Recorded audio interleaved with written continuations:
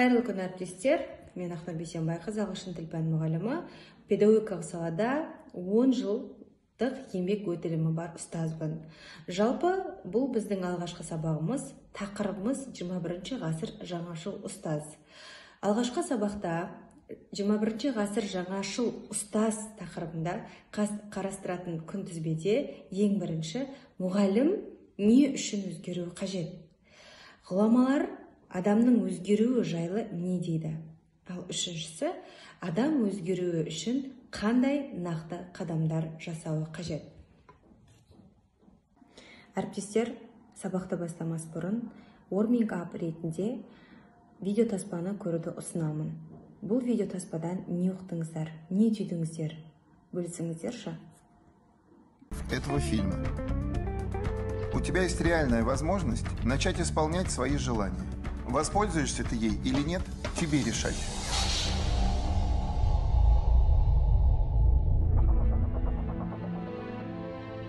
А теперь представь, ты сидишь у телевизора. Нет, не сидишь, ты лежишь, потому что сесть ты не можешь. У тебя нет ни рук, ни ног. И это не страшный сон, это реальность. Руки и ноги у тебя никогда не появятся, и ты это прекрасно знаешь. Ты захотел есть, ты не можешь ничего приготовить. Заказать еду по телефону, чем ты будешь держать трубку и нажимать на кнопки. Даже выпить стакан воды для тебя проблема. Что ты будешь делать в таких обстоятельствах? Думать о счастье? Нет. Ты будешь злиться на весь мир и всех обвинять. Я могу точно сказать, что это случилось в возрасте примерно 5-6 лет. Надо мной стали насмехаться, задирать, обижать.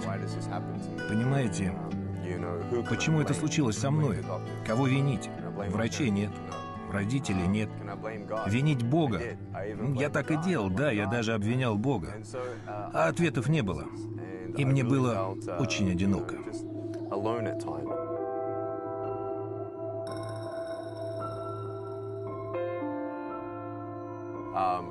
В возрасте 10 лет я попытался совершить самоубийство. Я представил своих родителей и брата, рыдающих над моей могилой. И только эта мысль и спасла меня. Я не хочу, чтобы они жили с этой болью. Поэтому я решил остаться.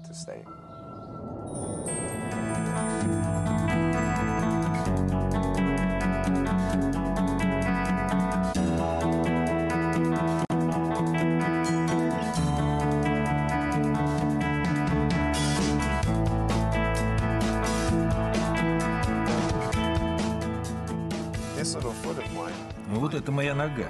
Если бы у меня ее не было, я бы был совсем обездвижен. Для меня это очень много. Для меня это и руки, и ноги в одном. Для вас это все. Вы называете ее куриным крылышком. Куриной ляжкой. Я использую юмор для тех, кто видит меня впервые, чтобы сломать лед.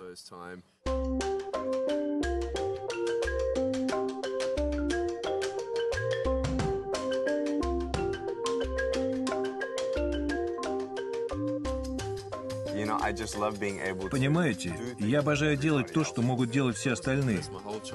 Я многое умею делать с помощью ноги. Сейчас я могу печатать полных 3 слова в минуту с ее помощью. Я хожу, гуляю, ловлю рыбу, купаюсь. В 13 лет я однажды рыбачил и поймал столько рыб. Мына видеода не ұқтыңыздар, құрметті әріптестер. Қараңызшы, қолы аяғы жоқ Ник Вуйчич әлемді бағындырған, әлемді мойындатқан тұлға болып тұр. Өміріндегі кездескен қиындықтарды жеңіп, өз өміріне өз қолымен өзгеріс әкелген тұлға болып тұр. Енді ұстаз ретінде 12 мүшеміз түгел, деніміз сау, осы мамандыққа осознанно, яғни саналы түрде келіп, неге өз өмірімізге өзгеріс әкелмеске? Өйткені оқушыны өзгерту үшін оқытушы өзгеру қажет. Солай ғой? Өзгертуден бұрын оқытушы ең алдымен қадам жасау керек. Өзгеруі қажет. Сонда ғана біз күткен нәтиже оқушыдан болады. Енді қараңыздар, жалпы философтар, ғұламалар осы адам өмірінде өзгеріс туралы өлең шумақтарымен дәлелдеп қалдырып кеткен. Ең алдымен қазақ ғұламасы Шәкәрім Құдайбергенұлы: біреудің мінін көргенше, жамандығын тергенше, өз ойыңды тазалап, өз бойыңды тазалап, өзіңмен алыс өлкенше деп айтып кеткен. Және осы тұста Абай Құнанбаевты өз өлең шумақтарынан өзгеру туралы үлкен әңгіме қалдырған тағы да байқаймыз. Бойдағы мінді санасам, тау тасынан аз емес, жүрегімді байқасам, ине дейін таз емес, аршып алып тастауға апандағы саз емес, бәрі болды өзімнен, тәңірім салған наз емес дейді. Осы тұста Сұлтанмахмұт Торайғыров та өз өлең шумақтарымен дәлелдеп отыр. Жақсылық көрсем өзімнен, жамандық көрсем өзімнен, тағдыр қылды дегенді шығарамын сөзімнен. Қазіргі таңда менің бұл жүрісім менің шекеме жазылған тағдырымнан деп көп адамдарымыз шатасып жатады. Әрине, ол біздің сөзімізбен, дұрыс ойымызбен, іс-әрекетімізден болып жатқан қазіргі таңда өміріміздегі жақсылық та, жамандық та өз сөзімізден, өз өмірімізден, өзіміздің ниетімізден екен.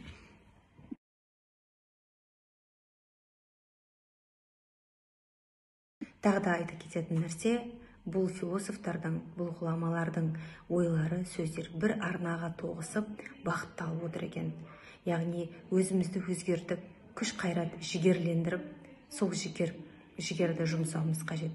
Әрине, өзгеру ол тек қана жақсылық жаққа, жақсы жаққа өзгеруіміз қажет деген мағынаны білдіреді екен. Ал енді адам өзгеру үшін не істеу қажет? Қандай нақты қадамдар жасау қажет? Ең алдымен ұстаздың өзгеруге деген құлшынысы, яғни осознанно, саналы түрде келуі қажет. Екінші, адамның бойындағы жаман әдеттерден арылу қажет. Әр ұстаздың, әр адамның өзіне ұнамайтын, өзінің уақытын ұрлайтын, немесе өзінің өміріне әкелетін кедергілерден арылу қажет. Үшінші, даму сатысына көтерілу қажет. Төртінші, сол кезде бар даму, сапалы өзгеріске қадам жасалынады.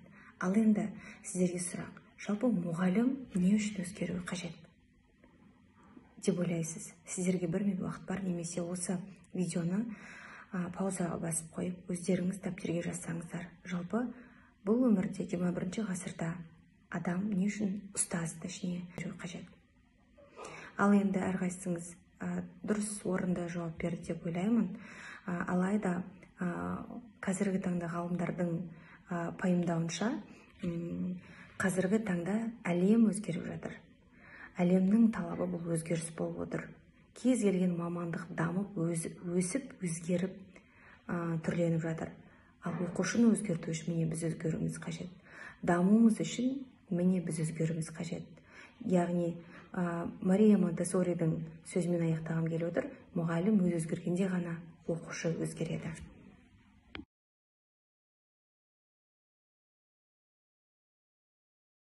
Ал қазір барлықтарыңыздың назарларыңызды мына видеотаспаға қарауды сұраймын. Жалпы 1 минуттық видеотаспа. Не ұқтыңыздар? Для тренировки блох нужна стеклянная банка и крышка. Блох помещают внутрь банки и закрывают ее. Затем оставляют на 3 дня. Когда же банка открывается, ни одна блоха не может выпрыгнуть из нее.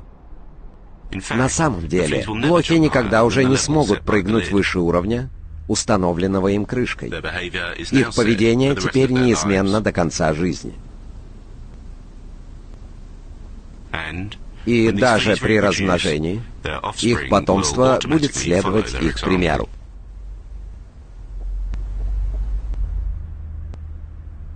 Выйдите из круга и живите, не ограничивая себя воображаемой крышкой.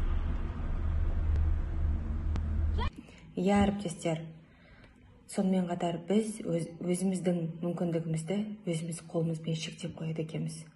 Бұл видеотаспадағы бүргелер 3 күн крышкасымен банканы ішіне салып, жауып қойып, 3 күннен кейін крышкасын, банканың қақпағын алған кезде ішіндегі көбейген, уже бүргелер сыртқа шыға алмайды. Бүргелер негізі өте секіру бойынша былай секіріп ұшу бойынша өте мықты жәндіктерге жатқанмен, олар өздерінің қасындағы ата-аналар, мысалы сол кісілердің әрекеттеріне қарап, олар да банканың сыртына шыға алмай тұр. Яғни бұл видеоның айтқысы келгені, яғни біз адамдар, ұстаздар өзімізге берген мүмкіндікті шектеп қоймауларымыз керек. Енді қазір жалпы адам өзгеру үшін, ұстаз өзгеру үшін қандай нақты қадамдар жасау қажет? Ең алдымен комфорт аймағынан шығуымыз қажет. Қай кезде өзгеру, қай кезде даму болады? Дискомфорт болған жағдайда. Өзіміздің жаман әдеттерімізден құтылып, өзімізбен өзіміз жұмыс жасап, бір жүйеге отырған кезде болады. Екінші, қазіргі таңда аффирматорлардың, жалпы медитация жасайды, медитаторлардың айту бойынша ең алдымен ойды өзгерту керек. Адамның ойы өзгергеннен кейін іс-әрекет өзгереді. Іс-әрекет жасағаннан кейін нәтиже болады деп жатады. Алайда адам, ұстаз өзіне лайықтысын қабылдаған абзал. Алайда қазіргі таңда ғалымдардың айту бойынша ең алдымен ой емес іс-әрекетке көшу керек дейді.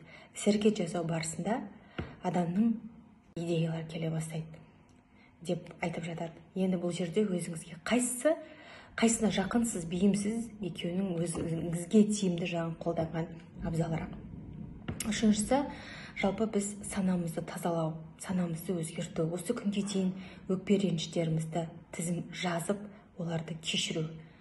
Біз оларды кешіру және олардан кешірім сұрау арқылы біздің санамызды босату.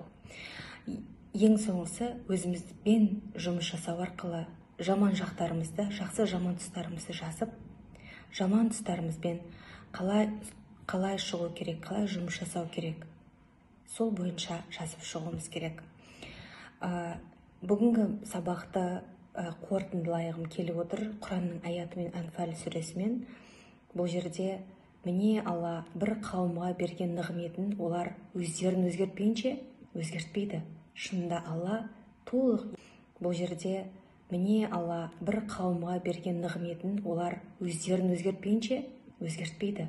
Шынында Алла толық естуші, аса білуші дейді. Яғни сендер өздерің өзгертпесеңдер, сендерді мен өзгерте алмаймын деген ұғымды білдіреді екен. Сондықтан ұстаздар, өзіміз өзгертейік. Сіздермен болған Ақтар Бейсенбайқызы. Келесі сабақта көріскенше сау саламатта болыңыздар.